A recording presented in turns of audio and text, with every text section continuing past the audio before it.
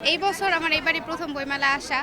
এখন ঘুরতেছি, দেখতেছি বই কীরকম আসছে না আসছে এগুলো দেখলাম এতক্ষণ। যদিও এখন আমার কেনা হয় নাই, তবে আমি দেখতেছি যদি পারি তাহলে কিনবো যদি পছন্দ হয়। আর এমনিতে আমার পছন্দের লেখক বলতে হুমায়ুন আহমেদ একজন আছে।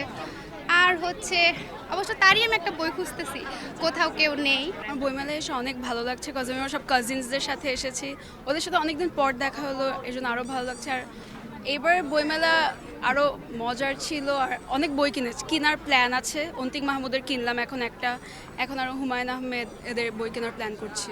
এই টাইম ট্রাভেলার্স রিংটা কিনেছি। এটা সাইফাই থ্রিলার, ইদানিং আমার একটু সাইফাই থ্রিলার পড়ার খুব শখ জেগেছে। থ্রিলার আমি খুব আগে থেকেই পছন্দ করি, বাট সাইফাই থ্রিলারটাই আমি এবার একটু নিউ ট্রাই করে দেখতে চাচ্ছিলাম। এবার বইমেলায় এসে খুবই ভালো লাগছে। এবার স্টলগুলো খুবই ক্রিয়েটিভভাবে বানানো হয়েছে। যেমন আমি একটা দেখেছিলাম ডাবল ডেকার বাসের শেপে করেছে। তারপর এমনি অ্যাম্বিয়েন্স খুবই আমার কাছে ভালো লাগতেছে।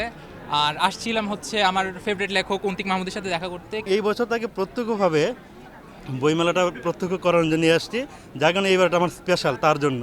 সে দেখতেছে বইতে এখনও মানে ওইরকম অনুভূতি না, কিন্তু সে বুঝে যেটা বই, এবং বই যদি বলি বাবা এটা নিবে, সে সর্বনবীন দেখে বলে না বাবা এটা তো আমার আছে, এটা তো আমি জানি, সেটা নিবে না, মানে সে আরও আপডেটেড।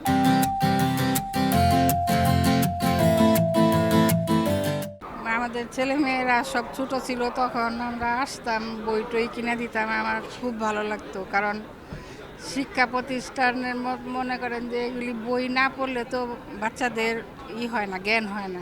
অনেক দিন ধরে বইমেলাতে আসার খুব ইচ্ছা ছিল, কিন্তু আসতে পারিনি। আর অন্তিক মাহমুদের অনেক বড় ফ্যান আমি, তাই আমেরিকা থেকে চলে আসছি। এবার চলে যাওয়ার আগে ভাবলাম যে এসে দেখা করে যাই, কিন্তু দেখতে পারলাম না, এটা কষ্ট লাগতেছে, কিন্তু আবার অসুবিধা নেই, নেক্সট আবার চলে আসবো।